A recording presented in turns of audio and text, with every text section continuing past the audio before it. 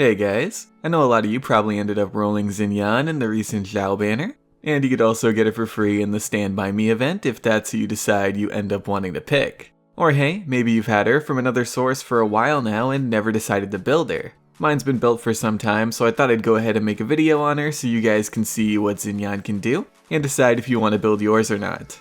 Now, Xinyan can mainly be built for two roles. One is a physical DPS role, and the other is a barrier support role, and we'll be going over both. So, in case you don't know what Xinyan does, her elemental skill hits enemies with a pyro attack while putting a pyro barrier on you. This barrier can be more powerful depending on how many enemies you hit with it. Hitting 0 to 1 enemies will give you a level 1 barrier, and hitting 2 will give you a level 2 barrier. Only difference between these two levels is how bulky your barrier is. Hitting 3 enemies though will make your barrier even bulkier, while also giving it a pulsing AoE pyro attack. So ideally you'd want to allow multiple enemies to group up close to you before popping your barrier. Xinyan also has a talent that reduces the number of enemies you need to hit your barrier with by 1, so you only need to hit 2 enemies for a level 3 barrier. There's also another talent for her barrier that gives anyone 15% more physical attack, if the barrier is on them of course. And both of those talents work great for both her DPS and support roles. I also quickly want to point out that the barrier does cleanse you, so if you're under the effects of a negative leyline effect and that's normally given to you in some form of an element, activating her barrier and swapping it off to others will cleanse them of the effect. As for her elemental burst, it's an AoE attack that hits for a burst of physical and knocks enemies up into a pyro DOT. A good thing to keep in mind is that you always want to activate this with your barrier on you, so your ultimate gets the physical attack amp. Now let's go over constellations, since a big thing people ask is what constellation does a character need for them to be worth building. My Xinyan is only C1 and has been since the character came out, and honestly, I'd say Xinyan isn't really a character you need constellations on to get value out of. They're certainly nice to have, don't get me wrong, but you don't necessarily need them. Her C1 is nice for a DPS build since it does up your DPS a bit. You do need solid crit rate to make it consistent though, but you'd of course want to build for solid crit rate on DPS characters anyway, so it's hardly an inconvenience. Her C2 is good for both her DPS role since your ult is going to be hitting a crit every time, and it's also good for her barrier support role since it'll give you a max level barrier. You'll be able to use your normal barrier, swap it off to somebody else, and if it breaks early you can swap back to Xinyan, ult, and swap the barrier off to somebody else again. You also don't need to worry about getting a max level barrier to pair with your ultimate. You can pop one that's level 1 simply to get the amp for the ult, and then get a level 3 when the ult is activated. C3 is a stat bump for your barrier, useful for both roles, but a bit more so for the barrier support role since you are going to have a more powerful barrier. And her barrier isn't really the tankiest when compared to other characters like Zhongli, Diona, or Noelle, so having that stat bump is really nice. Her C4 is again great for both roles. You'll basically be giving Xinyan or her teammate 2 DPS amps with 1 ability, as long as that teammate is a physical DPS character of course. C5 is another stat bump for her ult. This mainly helps with her DPS role. Her C6 is very interesting. It mainly helps with her DPS role, but it also messes with how you build her a little bit. If you want to make the most out of it with what's called a Spinyon Build, I'll go over it a bit more later. It isn't too different, but there are some things to note. It also of course involves a lot of spinning and not primary attacking. Now let's talk builds. How do you build Xinyan? Let's start with her physical DPS build since that's what most people are probably going to be interested in. Now the reason you want to build her for physical instead of pyro is mainly because you're barely going to be hitting any pyro attacks compared to your physical attacks, so building pyro on her is a waste. Artifact sets that are good on her are 4-piece gladiators. You can get these from bosses. Now this is a pretty hard set to get 4 good pieces of, but don't worry, you do have other options. You can go 2-piece glad and 2-piece bloodstained. If you want to buff your ultimate a bit instead of your primary, 2-piece glad, 2-piece noblesse, or 2-piece bloodstained, 2-piece noblesse works. You can get both bloodstained and noblesse from the clear pool and mountain cavern domain. You can also run 4-piece bolide to buff both your barrier and your attack. You can get bolide from the domain of Xinyan. Now for main stats, the ones on the flower and feather are of course locked. For timepiece though, you want attack percent, for the goblet you want physical, and for the circlet you want either crit rate or crit damage. This really depends. If your crit rate substats get you up to 50 to 60%, run crit damage. If they don't, then run crit rate. For substats, the 2 crit ones are both fantastic. Attack percent is great, defense percent is also great to make your barrier a bit healthier. ER is also always a good stat to have. Flat attack and defense is okay, and health and elemental mastery are best left avoided if possible. As for weapons, good 4-star picks would be the Snow-Tombed Star Silver, since it does buff your physical attack. Everyone can get one of these for free, by the way. All you have to do is find all the tablets in Dragonspine. There's plenty of guides out there that'll help you find them all easily if you haven't yet. Outside of that though, Prototype Archaic is good. Many people seem to have that one made already. Serpent Spine is also good since you're going to have a barrier on you quite a bit, so you won't get hit and lose the stacks.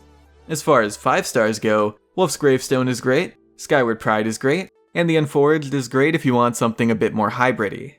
Now as far as I know, the Wolf's Gravestone will normally outdo the Skyward Pride if they're both at Refinement 1, however once Skyward gets even one more refinement on it, it tends to leave the Gravestone's effect in the dust, simply because of how much higher the Vacuum Blades scale. Xinyan is also a character that ults a lot, so you'll have the Skyward bonus up a lot too. Now I did say I'd talk about the Spinyon build if you're C6. With that one, you'd probably want to prioritize defense substats more than you normally would, since you do get 50% of your defense as attack. I'm not saying prioritize it over the offensive substats or anything, but defense would definitely be far more valuable than it would be at C5 or below. Also with C6, 4-piece Bloodstain does become an option. Talent priority for DPS would be primary and then ultimate. You want those up rather high, but you do want at least some levels in your barrier too to keep it from breaking easily. Like for example, my barrier is talent level 6. Now for her barrier support builds. So mainly for a full support of Xinyan, you want to focus your build into your barrier. Like I said, compared to other characters, it isn't the bulkiest barrier, so you want to be getting level 3 barriers all the time if you can. And you want to build into defense quite a bit since her barrier does scale with defense. As far as artifacts go, I'd heavily recommend 2-piece Bolide. Now besides that, there isn't really anything else you can give her besides some kind of attack amp. There is a purple set called Defender's Will that you can run with it, and the 2-piece does buff your defense by 30%. However, it is a 4-star, and understandably, a lot of people rather use 5-star artifacts since the stats on them do scale higher. If you do want to run Defender's Will though, you can get it from both the Hidden Palace of Zao formula and the Peak of Vindagnier,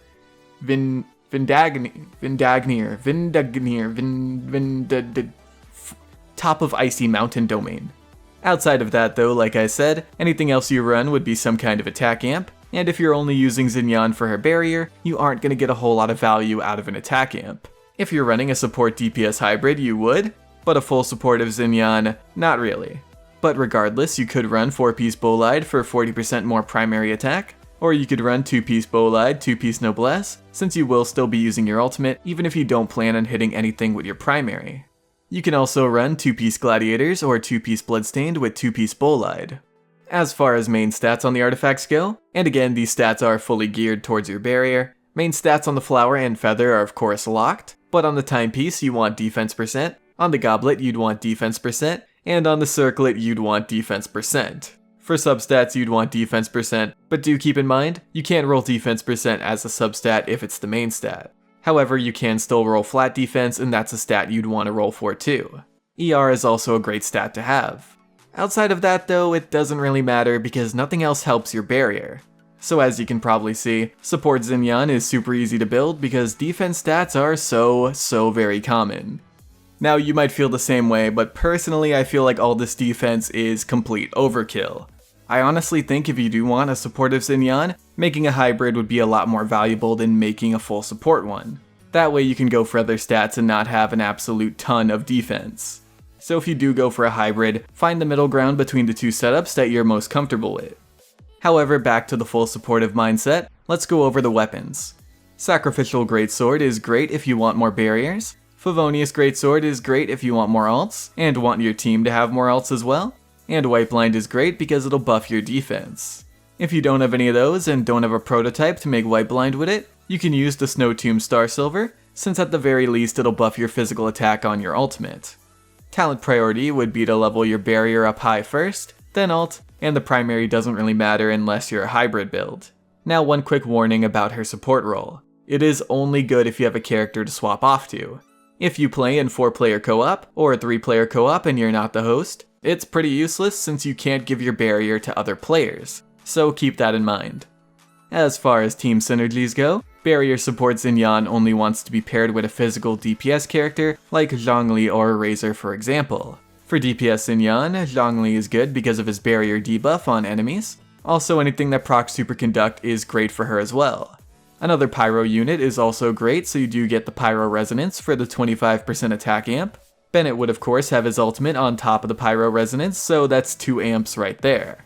If you want to go crazy with the resonances like I sometimes do, you can run 2 Pyro and 2 Geo. Since the Enduring Rock Resonance will give you 15% more attack if you have a barrier on you, and it'll also make your barrier healthier as well.